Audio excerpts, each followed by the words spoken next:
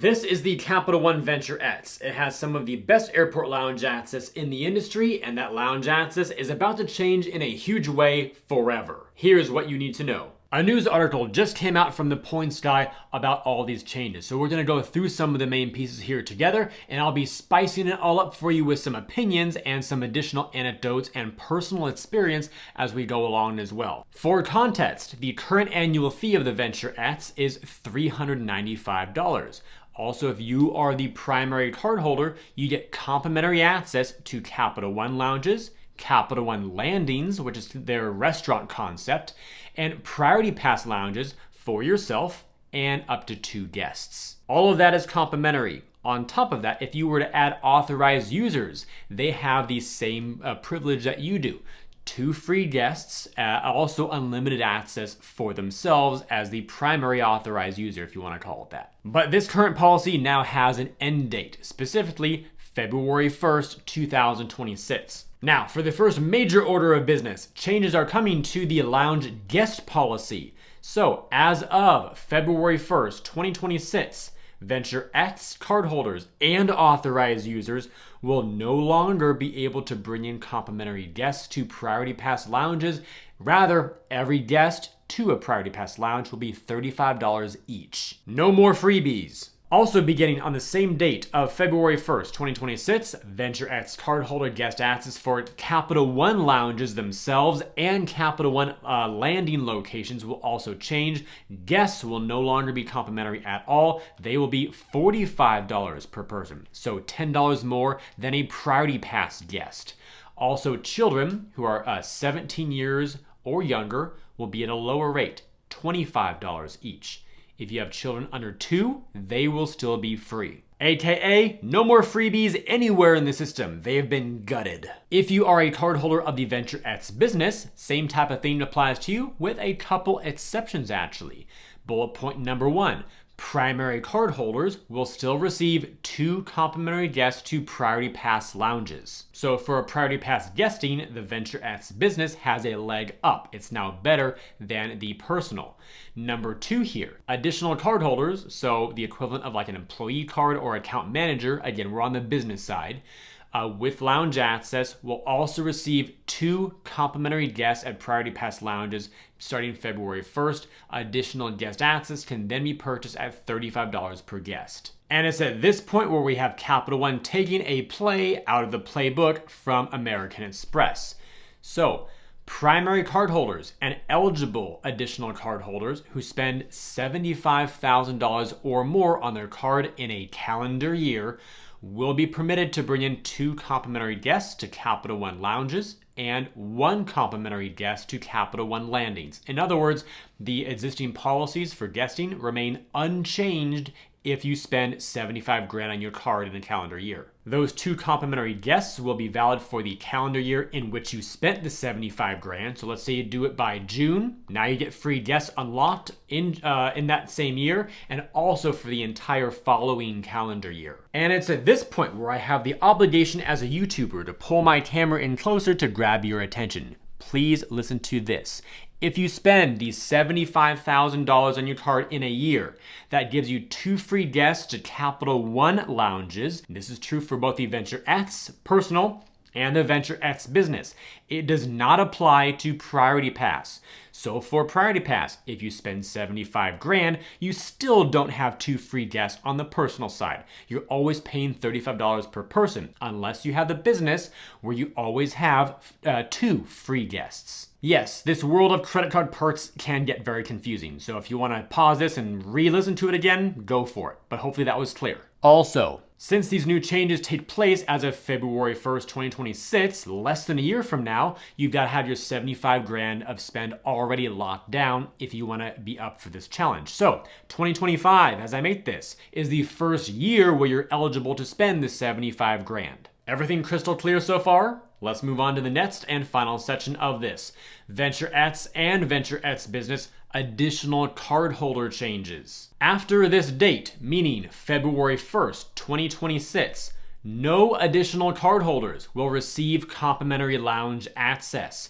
the primary cardholders can add lounge access to additional cardholder accounts by paying $125 per card. What does this mean? Well, right now under the current system, if you have an authorized user, you can add up to 4, by the way, with no additional annual fee. They all get lounge access, both to Capital One lounges / their landings and Priority Pass, and they can bring in their 2 free guests. Starting February 1st, 2026, that will be going away, but you can still add authorized users to your account with no annual fee, and therefore, have one big central account. You can earn miles for all your AU's expenses, but those free AUs will not have lounge access. So in other words, starting next year, Capital One will probably surface this in their app and their online account where you can add an AU, step 1, for no additional annual fee. But if you want to grant that AU lounge access, then you can toggle that feature on and pay $125 for it. That was a lot of info. So to help you digest it all even better, I made a visual for you all and myself too, because it's helpful to see all of this laid out. So here's the Venture X divided between Priority Pass lounges and their access policies on the top, and then the Capital One lounges and landing locations on the bottom. Then after that, now we have the Venture X business directly to the right of it. And I'm also going to add here on the far right additional users for both cards. Go ahead and pause this as long as you need to look over all the different sections, including the primaries versus the authorized users versus the guesting policies and all the different locations. But what I'm going to do now is move on to my overall conclusion. And my conclusion is, dang, what an unbelievably negative devaluation of this card. But we have to put it in the broader perspective of everything as well. The card's still metal after all, if you want to call that a benefit, but way more importantly than that, the annual fee is not increasing, which is what we typically see with the likes of the Chase Sapphire Reserve, the Amex Platinum, and other ones out there. It is still the least expensive premium card available. Will it go up in the future? Probably, but for now at least, it is still going to be $395, and it still comes with the $300 travel credit. So provided you use that, which you should because it is a travel card, $395 minus $300 is $95, and it also comes with that 10,000 mile anniversary bonus by default, which is worth at least $100 toward travel.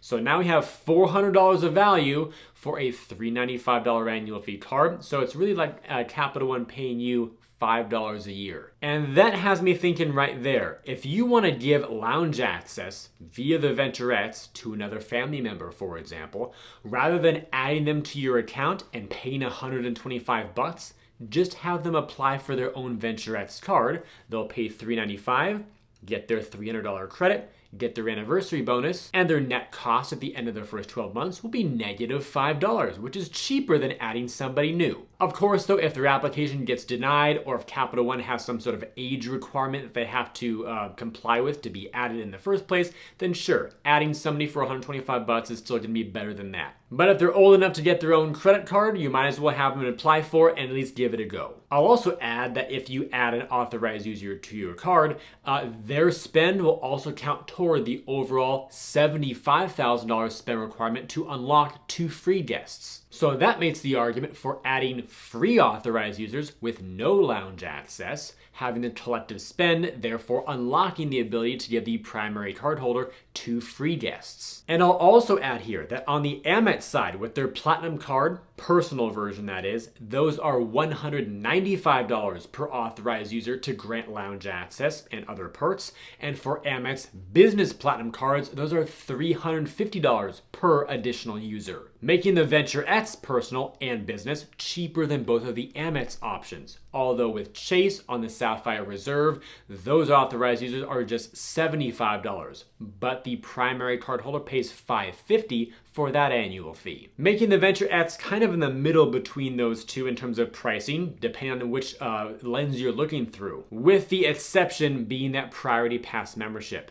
Now the Priority Pass that you get through the Venture X is worst in class, and that's because you no longer have any free guests. Having covered all of that, I do hope Capital One maintains their waitlist functionality. The last time I was at the Denver International Airport waiting to get into the lounge, the app showed an estimated 55-minute wait. So overcrowding has really become an issue at Capital One lounges as well, but because there's a wait list being implemented every time I've gone in to either Denver or Dallas Fort Worth, the actual atmosphere is not overly packed. There are at least 5 to 10 places where I could have sat. So I really do appreciate their crowd control compared to what Amex has been doing so far, where it's kind of free for all, mats it out, and then it's almost standing room only at times. Though I've heard Amex will be implementing a waitlist as well, and hopefully so, because when done right, it's actually not that bad, other than having to wait in the terminal for a while.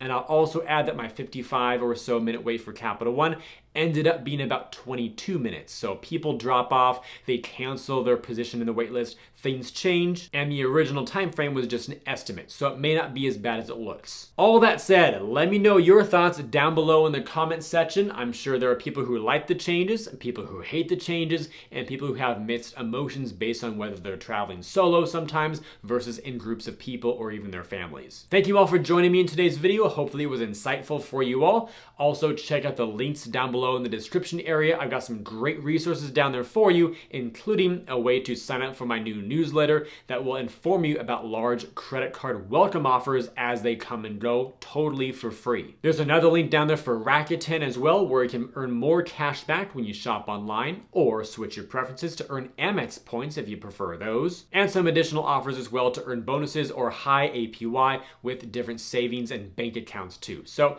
all that said, check them out, and I will see you all in the next video.